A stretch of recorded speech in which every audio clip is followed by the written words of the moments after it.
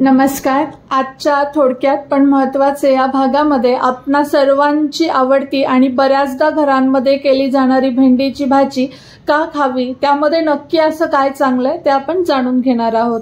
तर मैत्रिणींनो, बऱ्याचदा भेंडी खूप मसाले, दही किंवा अशा वेगवेगळ्या पद्धतीने केली जाते, परंतु तुम्ही काही वेळेस साध्या पद्धतीने म्हणजे फक्त लसूण मिरचीची भेंडी ही केली पाहिजे।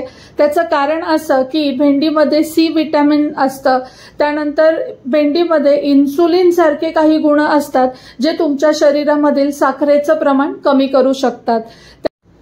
आणखी म्हणजे भेंडीमध्ये अत्यंत चांगल्या प्रमाणात फायबर आढळतं, ते तुमच्या शरीरामधील चांगल्या बॅक्टेरियांची संख्या वाढवते आणि त्याने तुमची रोगप्रतिकारक शक्तीही सुधारते।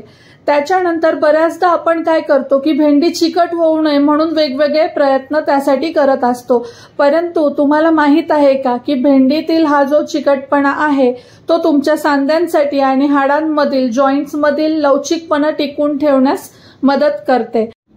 आणखी एक सांगायचं झालं तर उच्च रक्तदाब असणाऱ्या व्यक्तींसाठी ही भेंडी हा प्रकार पचायला अत्यंत हलका असतो। तर मैत्रिणींनो, भारतीय आहारशास्त्रातील महत्त्वाची ही भेंडी कधी कधी साध्या पद्धतीनेही करून पहा आणि आरोग्यदायी रहा। तर ही होती आजची थोडक्यात पण महत्त्वाची माहिती।